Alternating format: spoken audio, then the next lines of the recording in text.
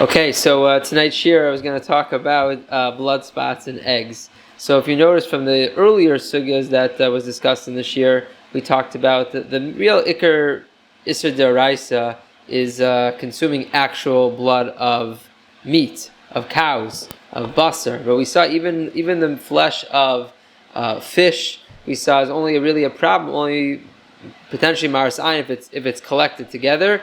And we said I think even chicken was maybe on a Rabbanan level.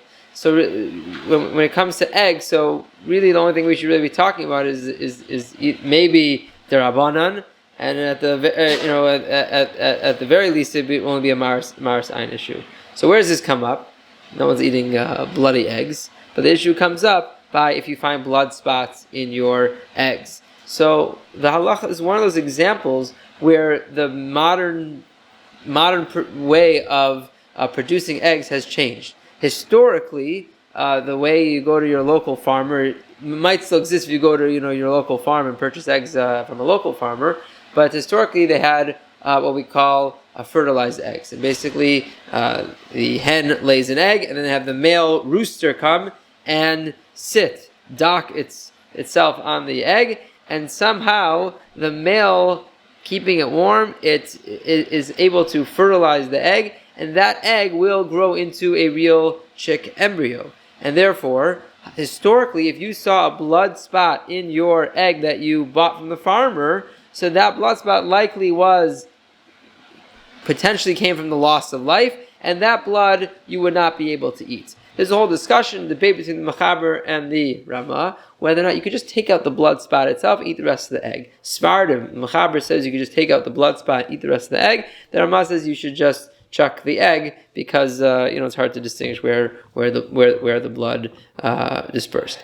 However, Bisman Hazeh, the way eggs are mass produced is that they're basically all eggs are unfertilized eggs. Basically, the hens are kept locked up in these coops, and there are no male roosters, from what it's described, and I read some of the other kashrus websites, that they are, most of the eggs are basically mass produced in a way that they're not fertilized, and they feed them. Through the feed, they give whatever hormones that the fertilized eggs would have got through the roosters sitting on the eggs. They can actually recreate that in chemical proteins. They can feed the chicks, the hens, to not need the roosters.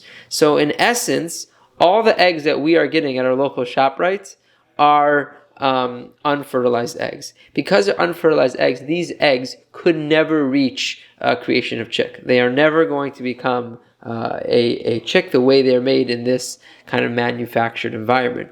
As such, if there is a blood spot, which very unlikely that you'll find a blood spot, but even if there were a blood spot, it's likely not I'm not really sure if anyone knows how it actually does come, but it wouldn't necessarily be blood of an embryo that was potential for life that died. It would be, I'm not sure how it gets there if there is blood. And therefore the question becomes, Bisman Hazeh, do we need to even check for blood? Because the likelihood is there's not going to be blood. There shouldn't be blood. There's no reason there should be blood. There's no chicks that were there and now and loss of life. So Ramosha Feinstein in 1957 had a revolutionary tshuva where he says, I spoke to the local farmers, and in 1957 the farmers were reporting that I think the numbers were something like 85% of the eggs were unfertilized. But in order to somehow expedite the process to get the hens, I guess you got to keep the roosters around because then the hens get excited. Maybe the hens produce more eggs. I don't know the science, biology of it, but they felt that the way to most mass produce eggs was to have roosters around and to do both. Some through feed, some through roosters, and it was really just a statistical issue. And Ramosha basically said, because you had such a large majority which were unfertilized eggs, Ramosha passed in 1957 that you would not need to check the eggs, because most of the eggs that we are getting are unfertilized eggs. So the contemporary poskim say that today, where I think the statistics show it's like 99, we've even come further away from having fertilized eggs. So most the most poskim would say, even Ramosha might say that you wouldn't need to check in this statistical scenario. However, Ramosha writes that one should, because historically we used to always check eggs. Ramosha does write that we should check eggs, kind of like the minhag with him. We have this custom that we check for blood spots. So he says best to be machmir and check for eggs. But because it seems to be more of a chumrah or the best, let's call it best practice. The chumrah has a certain stigma to it. It's called best practice to check for eggs. There are many kulas that come. Let's say if you've got to check. So you can rely on the fact that 99% of these don't have blood spots. Let's say the big shaila is hard-boiled eggs. Hard-boiled eggs, you don't check because how could you check? Oh, there is a way to check. I'll tell you in a second. I mean, I don't know if we could do it, but the manufacturers can do it. So we are allowed to have hard-boiled eggs because of this idea that statistically it's such a miut, such a small percentage that might actually have a blood spot. But historically, I didn't know this. Historically, I think the OU article on this that is referenced in the footnote makes reference that back in the day when they would make hard-boiled eggs, they would always make hard-boiled eggs at least minimal 3. And the thought was, did you grow up like that? I've heard that. Right, and the thought was that if one of them has a blood spot, you're not going to know, but at least this way it will be batel in the rove, because midoraisa, bittul ba'al masagi, where all you need is rove. So 2-1, statistically, one of them might have a blood spot, but you'll always have 2 other that will be mevatel bittul berov. Again, the whole idea of shishim is a little bit of derabanan. We put a shir of shishim, but midaraisa you just need rov. You just need more kosher to non-kosher.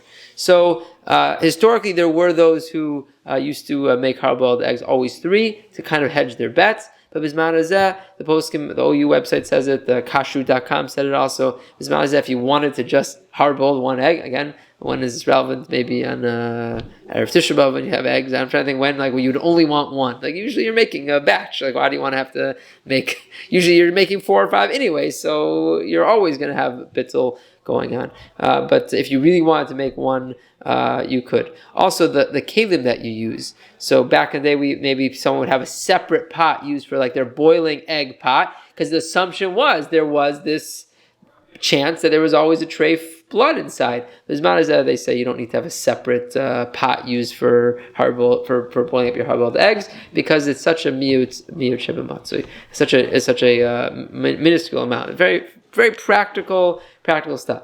So recap is that you should still check your eggs ideally. If you forgot to check your eggs, you still can eat your eggs. You can eat hard-boiled eggs.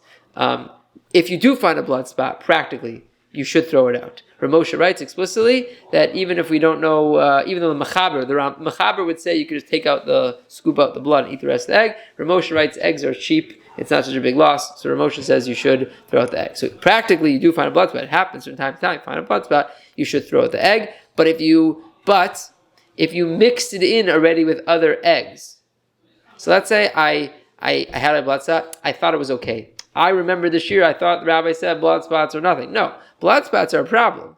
But the question is, do you have to check? Because there's such a small ratio. So if you find it, you should throw it out. But what if you already mixed it in with 3-4 other eggs? So there the poskim say, once it's mixed in, if you can distinguish where the blood spot is, it's still discernible. So then try to take out the part where the blood is. If it's mixed in to the point that it's not discernible anymore, so then the poskim are makel and say then that's also batel barov. It becomes batel. So there are certain times where, based on the new mitzias, where this can be a big kula not to check eggs. If let's say you're on a camping trip and you just bought a pot and you plan on making eggs for dinner and it's dark outside and you just can't see, so there would be room for not needing to check eggs in such a situation. Another example that I saw in the contemporary poskim is of factories. They're making, let's say, mass producing thousands upon thousands of eggs, and it's just impractical to be checking that many eggs. So some of the factories are the kashrus agencies might be makel in terms of relying on the kula that it's such a small amount. The OU policy is in all the OU institutions. This is what their website says. is they do demand in their you serve high places to check the eggs. That we should try to check them. But because of this development, how the eggs are made, there are big kulas that can be relied on. The other question was, how would you check hard-boiled eggs? Apparently, there is a process called candling. I assume that it was candling is for regular eggs. What do you mean, regular mean? Not hard-boiled. It's raw eggs. Oh, I mean, you would once it's hard, you wouldn't be able to. Okay, so I guess but they could candle it before they cook it. Candling is basically you take a candle or some infrared light, and you hold it up to the egg, and you're able to discern if there's some sort of foreign blood spot or foreign substance. But you could do that before you make them hard boiled. Hard-boiled egg, you can't. Obviously, if you can do before, you can candle before you do anything with the egg. Right. Once the egg is hard, you can do it at that point. Right, but I don't think you have an obligation to candle. I don't think we have an obligation to do that. The poskim say that you can rely on this. Any questions? I want to make sure. Any scenarios that come up when? I was going to wait till after, but I didn't check, and I put my third egg into the bowl, third one. Right. And that one had blood in it, and it was already in the bowl mixed with all the other yolk. Excellent. So we didn't know any better, so I just threw the bowl out because I had no idea. Right. Out all the eggs out. It means everything. You threw the bowl? It was like a cheap bowl. That's really machmer. Yeah. I guess we could eat at David's house.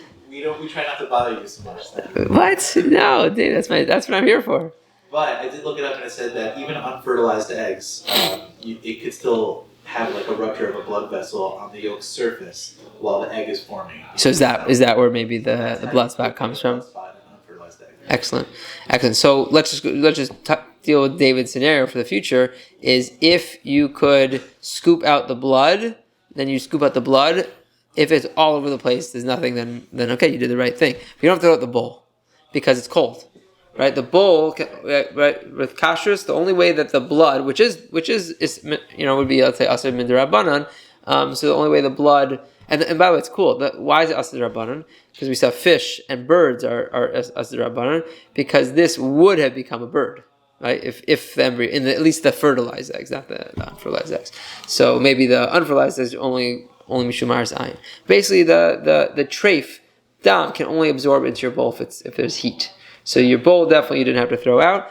If there was a way to discern the blood, even if it was mixed in, I even saw somewhere it says even if you made your scrambled egg, this sounds a little gross. If you made your scrambled egg and you can see where the blood was cooked in, you could really just cut off that part and eat the rest of it, because the whole thing is Mara's ayin. So we don't want you to. The scrambled egg is hot at that point, cooked into the skillet. That's a good question. You're saying there you might maybe want a kasher. This is the blood of a fertilized egg, though. Right. This is a blood spot in what is most likely not a fertilized egg. So let's go back to what did he say blood spot is? It's a ruptured. A ruptured blood vessel. A ruptured blood vessel. But of what? It says caused by a rupture of a blood vessel on the yolk surface during formation of an egg, or by a similar accident of the wall of the oviduct. Is that maybe from the mother? It's from the mother. From the hen. It's got to be from the hen. Wait, so how does it get there? I don't know. I'm not a veterinarian. You think the blood is coming in during formation of the egg? Right. So it's Like in the birthing process somehow got while in the egg, while the egg is being made in the mommy's. the egg, blood is from the mother is getting injected. That would be the only way it could possibly happen, right? The only way you have on But then it's not viable. Yeah. Then it's not. But it's also viable. not dam shlita. It's not. Well, it's not dam. Well, it'd be dam. It's also midrabanan, right? So, but in your scenario it was batzal barov. But if it's be'en, if you can see it, better take it out. Okay. All right. So moving forward, we'll try to check our eggs best as possible. But if we forget, we have what to rely on. Okay, shkayach, guys.